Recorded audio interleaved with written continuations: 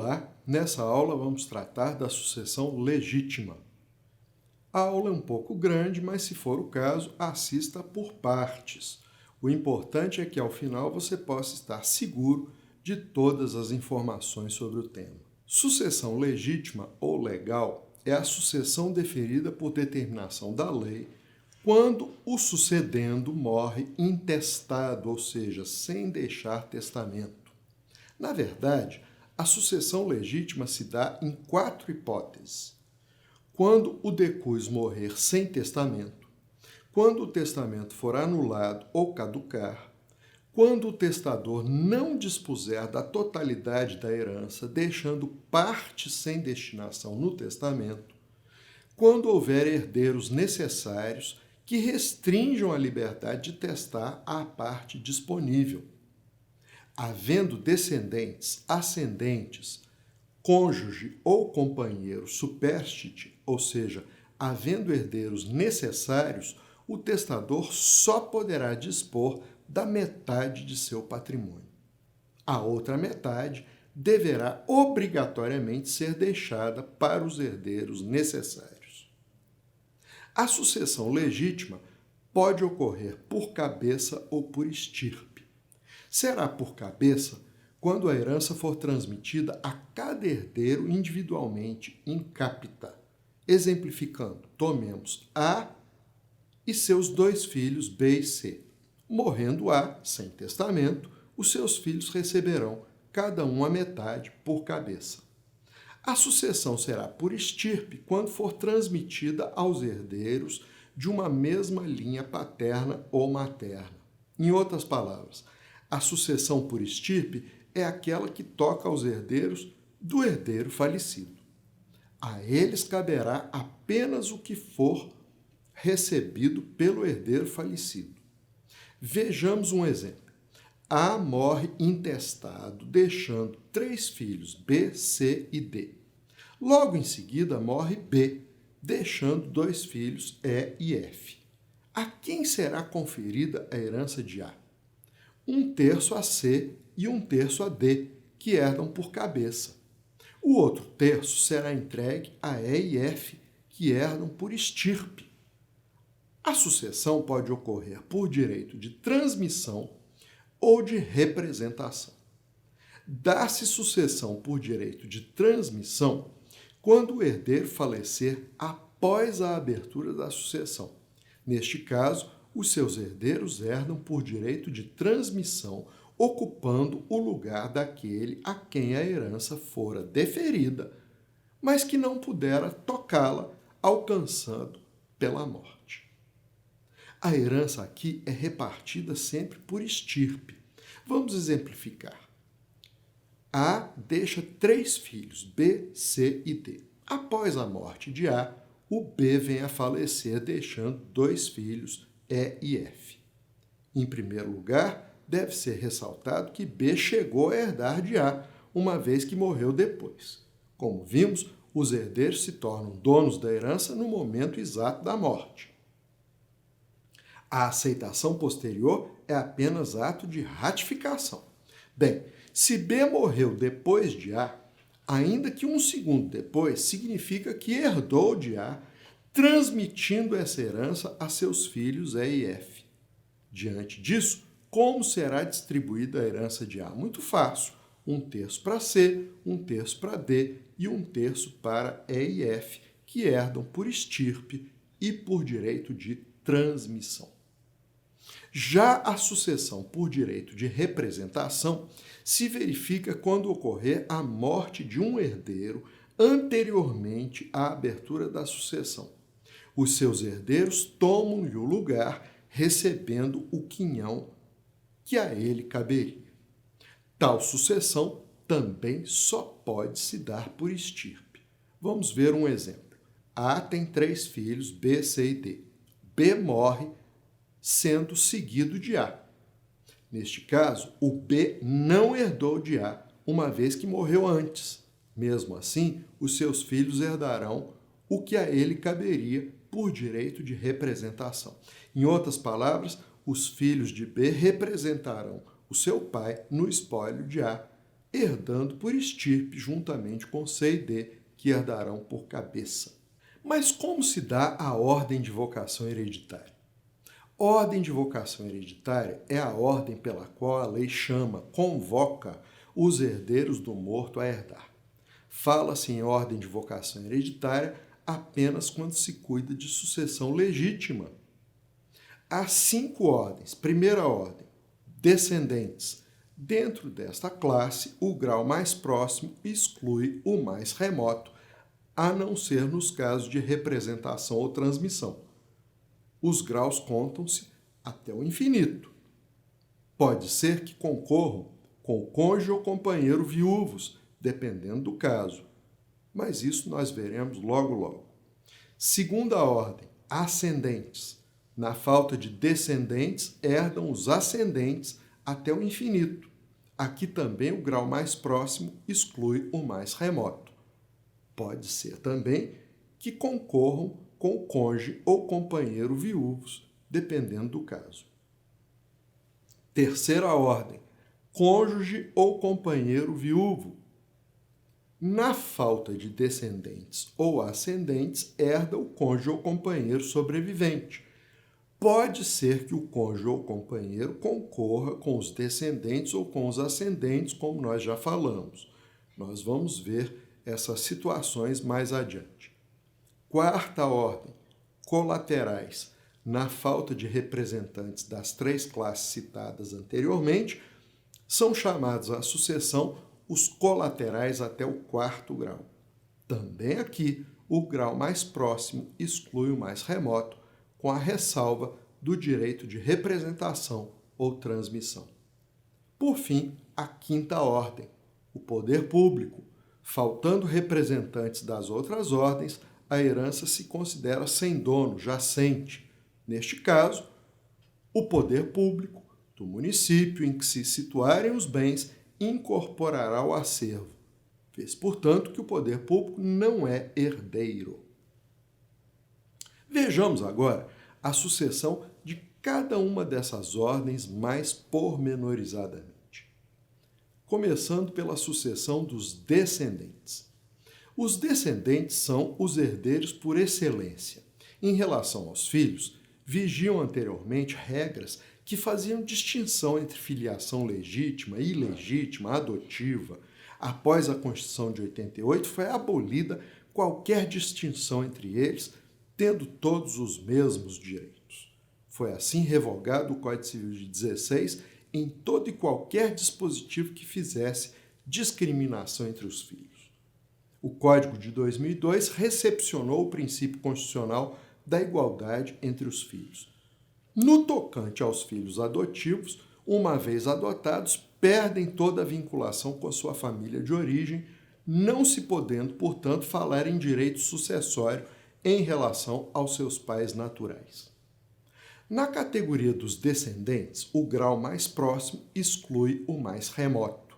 Assim, se uma pessoa morrer deixando filhos e netos, herdam os filhos. Se deixar netos e bisnetos, herdam os netos, e assim por diante. Sobre a concorrência com o cônjuge ou companheiro do morto, falaremos mais adiante. Na linha descendente, a herança pode distribuir-se por cabeça ou por estirpe, por direito de transmissão ou de representação. Se A morrer deixando 2 filhos, B e C, e se logo em seguida morrer B, deixando 2 filhos, D e E, como será distribuída a herança de A? C herdará a metade por cabeça. D e E herdarão a outra metade por estirpe e por direito de transmissão. Não nos esqueçamos de que se B morreu depois de A, significa que herdou, transmitindo a seus filhos D e E. Outro exemplo. A tinha 3 filhos, B, C e D. B morre logo em seguida morrendo A. Como será distribuída a herança de A? 1/3 ficará para C e o outro terço para D, que herdam por cabeça. O terço remanescente será herdado pelos filhos de B, que recebem por estirpe e por direito de representação, uma vez que B morreu antes de A. Vamos ver mais um exemplo. A tinha 3 filhos, B, C e D. B tinha 2 filhos, E e F. C tinha um filho, G, e D não tinha filhos. Primeiro morreram B, C e D. Depois morreu A. Como será distribuída a herança de A? Entre os seus netos, E, F e G, que receberão por cabeça por se acharem todos no mesmo grau. Por fim, um último exemplo para clarear as coisas. Tomemos o mesmo caso. A tinha 3 filhos, B, C e D. B tinha 2 filhos, E e F. C tinha um filho, G, e D não tinha filhos. Primeiro morreu B, depois morreu A e por último morreu C. Tome nota, faça um quadrinho. Como será distribuída a herança de A? 1/3 para D, que recebe por cabeça. 1/3 para os filhos de B, que recebem por estirpe e por direito de representação. O último terço irá para o filho de C, que herda por estirpe e por direito de transmissão. Todas essas regrinhas podem ser extraídas do artigo 1835 do Código Civil. Vamos ver agora a sucessão dos ascendentes. Não havendo ninguém na classe dos descendentes, herdam os ascendentes. Também aqui o grau mais próximo exclui o mais remoto. Assim, se o indivíduo morrer deixando pais e avós, herdam os pais. Se deixar avós e bisavós, herdarão os avós e assim por diante. Sobre a concorrência com o cônjuge ou companheiro do morto, nós falaremos daqui a pouco. Na sucessão dos ascendentes, a herança será dividida por linhas e graus. Suponhamos que A morra, deixando seus pais vivos. A sua herança será dividida igualmente entre eles. Será dividida em 2 linhas, materna e paterna. É importante frisar que só se admite uma divisão em linhas. Por exemplo, se A morrer deixando vivos seus avós paternos e seu avô materno, a sua herança será distribuída da seguinte forma: 50% para a linha materna e 50% para a linha paterna. Consequentemente, o avô materno herdará a metade e os avós paternos a outra metade. Conclui-se assim que a sucessão avoenga é sempre por estirpe. Não há direito de representação na linha ascendente.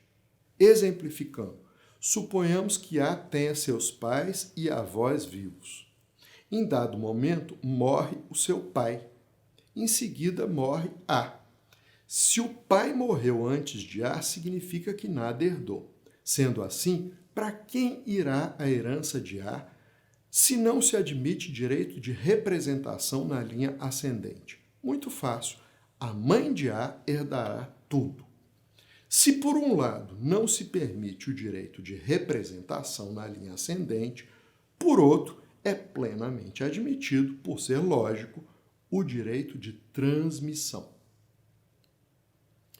Tomemos o mesmo exemplo. A tem pais e avós vivos. Em dado momento, morre A. Em seguida, morre o seu pai. Se o pai morreu depois de A, significa que herdou. Sendo assim, para quem irá a herança de A? Metade para sua mãe e metade para seus avós paternos, que herdam por estirpe e por direito de transmissão. Vamos ver agora a sucessão do cônjuge ou companheiro sobrevivo.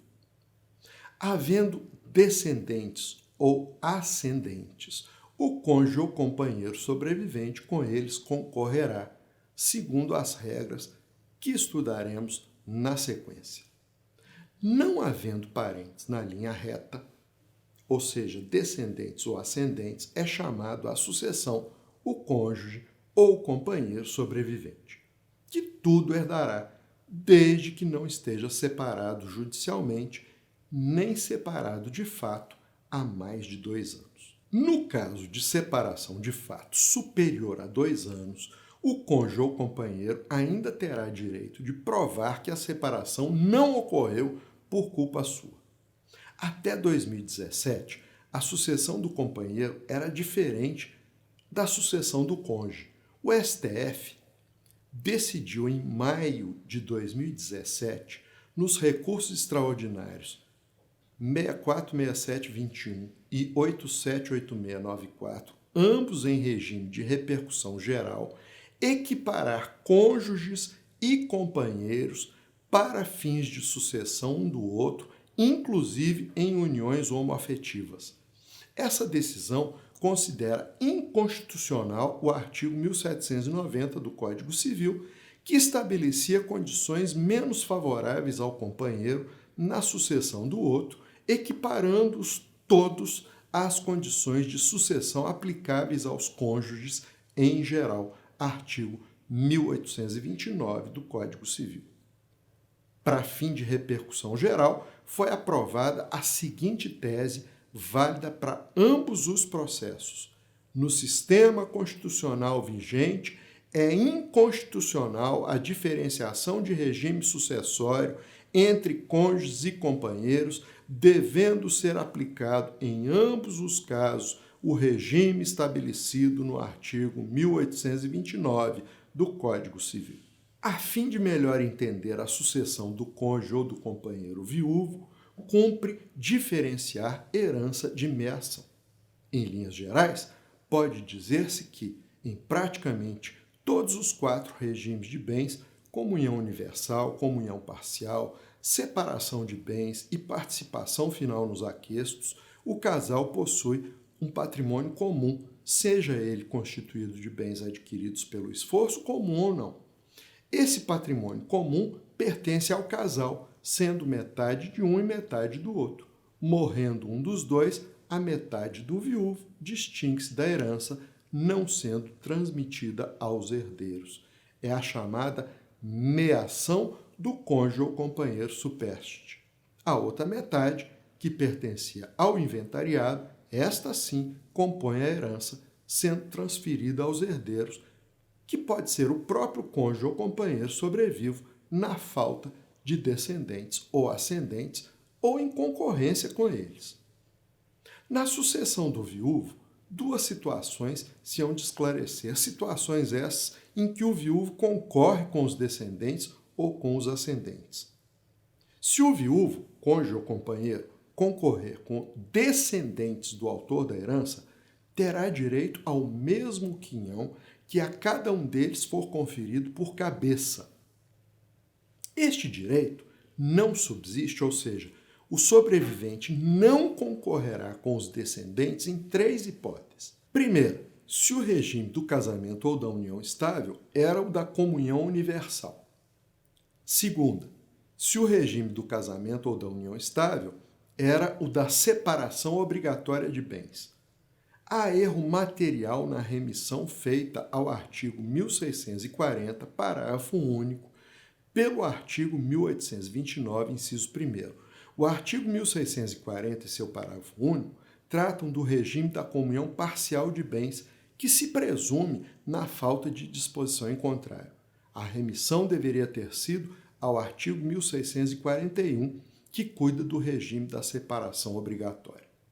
Terceira, se o regime do casamento ou da união estável era o da comunhão parcial de bens e o falecido não houver deixado patrimônio particular. O que se pode perceber é que, à exceção do regime de separação obrigatória de bens, não havendo em princípio patrimônio particular do autor da herança, o viúvo não concorrerá com os descendentes. Só concorrerá se o regime propiciar a existência de patrimônio individual. Por que isso? Porque, havendo patrimônio comum, ao viúvo já tocará a meação. O que o legislador quis foi garantir ao consorte sobrevivo a participação no patrimônio particular do decújo, uma vez que do comum ele já participa. A única pendência que ainda deverá ser respondida é quanto ao eventual patrimônio particular no regime de comunhão universal de bens. A se fazer uma interpretação teleológica da lei, seria possível admitir que o viúvo participasse na divisão desses bens. Há outra pendência, porém. O Código Civil não faz referência ao regime da participação final nos aquestos. O viúvo faria jus a concorrer com os descendentes nesse regime? Ora, se o artigo 1829, inciso 1º, explicita os regimes em que não se dá a concorrência, e se o regime da participação final nos aquestos não é mencionado, consequentemente, nele o viúvo concorre. E concorre em relação ao patrimônio particular, uma vez que, quanto aos aquestos, deles já será meeiro. De qualquer modo, havendo direito à concorrência, se o cônjuge ou companheiro concorrer com filhos e netos, herdará o que couber a cada um dos filhos. Se concorrer só com netos, herdará o que couber a cada um deles. No entanto, se os descendentes do defunto forem também seus descendentes, sua parte não será jamais inferior a 1/4 da herança. Vamos ver um exemplo. A morre deixando o cônjuge viúvo e 5 filhos comuns com ele. Teremos aí 6 herdeiros concorrentes, os 5 filhos e o cônjuge. Neste caso, ao cônjuge tocará 1/4 da herança e aos 5 filhos os outros 3/4. Se os filhos de A fossem de outro casamento, tocaria ao cônjuge apenas 1/6 da herança. Entendido? Mas o que ocorrerá caso haja filhos comuns e filhos apenas do autor da herança? Esta hipótese de concorrência múltipla o Código Civil não previu, não havendo para ela solução legal. Na ausência de solução legal, incumbe ao intérprete se manifestar, uma vez que, constituindo-se a hipótese, não poderá quedar não solucionada, ou seja, o juiz deverá apresentar uma resposta, se não no transcorrer do inventário, seguramente na partilha. A solução para os casos em que o viúvo concorrer com descendentes comuns ou com descendentes apenas do autor da herança será matemática, como acabamos de ver. Mas as soluções matemáticas não são adequadas ao problema da concorrência múltipla. Na verdade, a interpretação do artigo 1832 do Código Civil deverá ser bastante simplificada, sob pena de adentrarmos um labirinto de suposições e hipóteses cuja saída dificilmente será encontrada. Quando o artigo 1832 dispõe que o viúvo terá direito a pelo menos 1/4 da herança se concorrer com descendentes comuns, só há 2 soluções possíveis, nenhuma delas matemática. Ou se consideram todos os filhos descendentes comuns, ou se os consideram descendentes só do defunto. No primeiro caso, ao viúvo tocará pelo menos 1/4 da herança, sendo o restante repartido entre os descendentes. No segundo caso, a herança será dividida em partes iguais para os descendentes e para o viúvo. Qual das 2 soluções adotar? Na minha opinião, deverá ser adotada a que melhor atenda aos descendentes, aliás, fim último do sistema de sucessão hereditária. Por outro lado, se o viúvo concorrer com os pais do decújo, a ele tocará 1/3 da herança. Se apenas com um dos pais, receberá a metade. Em outras palavras, a herança será dividida em 3 ou 2 partes, quantos sejam os herdeiros. Se os 2 pais e o viúvo, se um dos pais e o viúvo. Entendido? Se concorrer com ascendentes de 2º grau ou grau superior, avós, bisavós, etc., ao viúvo tocará a metade da herança. Resta ainda uma pergunta. Sendo o regime da separação convencional de bens, poderia o pacto pré-nupcial abolir a concorrência do viúvo com os descendentes ou mesmo com os ascendentes? Se entendermos que essa questão integra a esfera de autonomia privada, a resposta será positiva, à exceção da legítima. Ademais, não seria possível, por testamento, abolir essa concorrência, desde que preservada a legítima?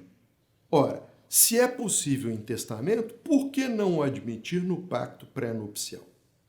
De todo modo, qualquer que seja o regime de bens do casamento, o viúvo sobrevivente terá direito real de habitação sobre a residência da família, desde que seja ela o único imóvel residencial do casal. Não quis o legislador que o viúvo corresse o risco de ficar sem ter onde morar. Vamos ver agora a sucessão dos colaterais. Se o indivíduo falecer sem deixar nem descendentes, nem ascendentes, nem cônjuge ou companheiro sobrevivente, serão convocados os parentes em linha colateral. Na sucessão dos colaterais, o grau mais próximo exclui o mais remoto. Assim, se uma pessoa morre deixando irmãos e sobrinhos, herdam os irmãos. Se deixar sobrinhos e primos, herdarão os sobrinhos, e assim por diante. Na sucessão dos colaterais, haverá direito de representação apenas no respeitante aos sobrinhos, filhos de irmão. Vamos ver um exemplo. A tinha 2 irmãos, B e C. B morreu deixando 2 filhos, D e E. Em seguida, morreu A. Se A morreu depois de B, significa que B nada herdou de A. Posto isso, como será dividida a herança de A? Metade para C, que é irmão de A, e a outra metade para D e E, que herdarão por estirpe e por direito de representação. Vamos ver outro exemplo. A tinha 2 sobrinhos, B e C. B morreu deixando um filho, D. Logo depois morreu A. Se A morreu depois de B, vale dizer que B nada herdou. Como será distribuída a herança de A? Tudo para C, uma vez que o direito de representação na linha colateral se restringe aos filhos de irmão e não aos filhos de sobrinho, ou seja, aos sobrinhos netos. Se o direito de representação sofre restrições, o direito de transmissão não as sofre. Se A morrer antes de seu irmão, B, significa que B herdará, transmitindo aos seus próprios herdeiros a herança de A. Foi dito que na sucessão dos colaterais, o grau mais próximo exclui o mais remoto. Porém, se uma pessoa morrer deixando um tio, irmão do pai, e um sobrinho, filho do irmão, como ficará a sua herança? Tanto o tio quanto o sobrinho do falecido são seus parentes em terceiro grau. Como será então distribuída essa herança? Tudo para o sobrinho, que herda por direito de representação no lugar de seu pai, irmão do defunto. Entendido?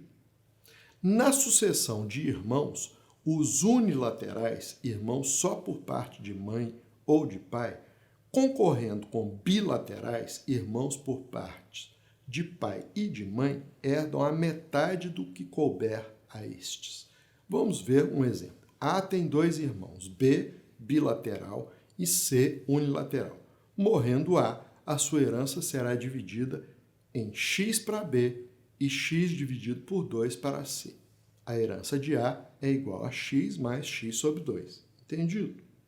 O mesmo raciocínio se aplica aos sobrinhos, filhos de irmão unilateral ou bilateral. Entendido até aqui? Vamos ver agora a sucessão do Estado. O Estado não é herdeiro, não lhe sendo dado o direito de sesine. Em outros termos, o Estado não se torna proprietário dos bens da herança no momento da morte, como acontece com os herdeiros. Antes, é necessário que os bens se declarem vagos para que se devolvam à fazenda pública. Esta vacância é declarada por sentença. Não sendo herdeiro, o Estado não precisa aceitar a herança. Vejamos o processo de transmissão da herança ao Estado, começando pela definição de herança jacente. Herança jacente é aquela que não é reclamada por ninguém. É a herança cujos herdeiros não se conheçam. Podem ser 4 as razões do desconhecimento. O falecido não deixa nem herdeiros nem testamento, ou deixa testamento caduco, ou os herdeiros testamentários renunciam. O falecido não deixa herdeiros, mas deixa um testamento sem testamenteiro designado, ou este não aceita a testamentaria, e ninguém fica sabendo do testamento. Bom, a herança jacente não tem personalidade jurídica. É sujeito de direito sem personalidade. É uma universalidade gerenciada por um curador que irá conservá-la e administrá-la. Esse curador será nomeado pelo juiz após promover a arrecadação dos bens. O curador tem como deveres liquidar o passivo e o ativo da herança, alienar os bens perecíveis e recolher o produto a um estabelecimento público. Conservar e administrar a herança sob o controle do juiz. O curador responde pelos prejuízos a que der causa. A qualquer momento pode ser substituído pelo juiz. A arrecadação dos bens compete ao juiz do domicílio do morto. Segundo o artigo 741 do Código de Processo Civil, ultimada a arrecadação, o juiz mandará expedir edital que será publicado na rede mundial de computadores, no sítio do tribunal a que estiver vinculado o juízo e na plataforma de editais do Conselho Nacional de Justiça, onde permanecerá por 3 meses, ou não havendo sítio, no órgão oficial e na imprensa da comarca, por 3 vezes, com intervalos de 1 mês, para que os sucessores do falecido venham a habilitar-se no prazo de 6 meses contado da primeira publicação. Uma vez que se verifique a existência de sucessor ou de testamenteiro em lugar certo, far-se-á a sua citação sem prejuízo do edital. Sendo o falecido estrangeiro, será também comunicado o fato à autoridade consular. Julgada a habilitação do herdeiro, reconhecida a qualidade do testamenteiro ou provada a identidade do cônjuge ou companheiro, a arrecadação converter-se-á em inventário. Os credores da herança poderão habilitar-se, como nos inventários, ou propor a ação de cobrança. Poderá haver autorização judicial para alienação de bens móveis se forem de conservação difícil ou dispendiosa, de semoventes, quando não empregados na exploração de alguma indústria, de títulos e papéis de crédito, havendo fundado receio de depreciação, de ações de sociedade, quando reclamada a integralização não dispuser a herança de dinheiro para o pagamento. Quanto aos bens imóveis, poderá ser autorizada sua alienação se ameaçarem ruína, não convindo a reparação, se estiverem hipotecados e vencer-se a dívida não havendo dinheiro para pagamento. Não se procederá, entretanto, à venda se a fazenda pública ou habilitando adiantar a importância para as despesas. Os bens com valor de afeição, como retratos, objetos de uso pessoal, livros e obras de arte, só serão alienados depois de declarada a vacância da herança.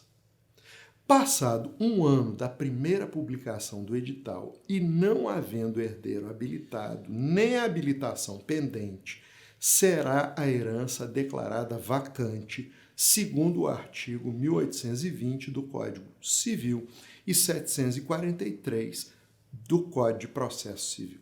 No entanto, se todos os sucessores renunciarem à herança, esta será desde logo declarada vacante. Na pendência de habilitação, a vacância será declarada pela mesma sentença que a julgar improcedente, aguardando-se, no caso de serem diversas as habilitações, o julgamento da última delas. Transitada em julgado a sentença que haja declarado a vacância, o cônjuge, o companheiro, os herdeiros e os credores só poderão reclamar o seu direito por ação direta. Passados 5 anos da abertura da sucessão, ou seja, da morte do autor da herança, não havendo herdeiro habilitado, nem habilitação pendente, os bens arrecadados passarão ao domínio do município em que se situarem ou do Distrito Federal, se lá se encontrarem, segundo o artigo 1822 do Código Civil. Informe-se que a herança deverá ser empregada em educação, segundo a Lei 8.049 de 90. O prazo para que os descendentes, ascendentes, cônjuge ou companheiro peticionem por seus direitos hereditários se escoa em 5 anos da abertura da sucessão, artigo 1822 do Código Civil. Quanto aos colaterais, perdem este direito com a declaração de vacância, parágrafo único do artigo 1822 do Código Civil. Entendido até aqui? Para encerrar, vamos abordar as hipóteses de exclusão por indignidade. Alguns herdeiros, por terem cometido algum ato considerado impróprio pela lei, serão julgados indignos de receberem seu quinhão hereditário. A exclusão por indignidade é, assim, uma penalidade imposta aos herdeiros que atentarem contra a vida, a honra ou a liberdade de testar do autor da herança. Podem ser considerados indignos tanto os herdeiros legítimos quanto os testamentários ou ainda os legatários. Os casos de indignidade são os seguintes: autoria, coautoria ou participação em homicídio doloso ou tentativa de homicídio contra o autor da herança, seu cônjuge, companheiro, descendente ou ascendente. No direito brasileiro, não há necessidade de sentença criminal para que se dê a indignidade, mas é lógico que se a sentença for absolutória, não haverá indignidade. Denunciação caluniosa e crimes contra a honra do decújo ou de seu cônjuge ou companheiro. Em todos esses casos, tampouco se exige a prévia condenação criminal. Contudo, a sentença absolutória neste juízo impede a decretação de indignidade no juízo sucessório. Atentado contra a liberdade de testar. O atentado ocorre por violência ou fraude, consistindo em inibir alguém de livremente dispor de seus bens em testamento ou codicilo, ou obstar a execução dos atos de última vontade. As espécies de comportamento são as mais variadas. O indigno pode coagir o testador a testar-lhe favoravelmente. Pode falsificar o testamento, destruí-lo, escondê-lo, etc. Para a exclusão não basta o fato. É necessária sentença proferida em ação comum de exclusão de herdeiro indigno, intentada contra o herdeiro por quem tem interesse na sucessão, ou seja, por quem for se beneficiar com a exclusão. Os credores desses interessados não podem intentar a ação. A ação deve ser proposta após a abertura da sucessão. Os efeitos da ação são os seguintes. Primeiro, na pendência da ação, o herdeiro fica na posse dos bens, mas prolatada a sentença, os bens saem de sua posse, entrando na do outro herdeiro. Segundo, o caráter da pena é personalíssimo e os inocentes não serão punidos. Assim, uma vez declarado indigno, é como se o indivíduo nunca tivesse sido herdeiro e sua parte da herança vai para um monte. Se for o único da sua classe, os bens transmitem-se aos herdeiros da seguinte. Se não for, os co-herdeiros herdam em sua classe, ressalvado o direito de seus descendentes que herdam por estirpe e representação.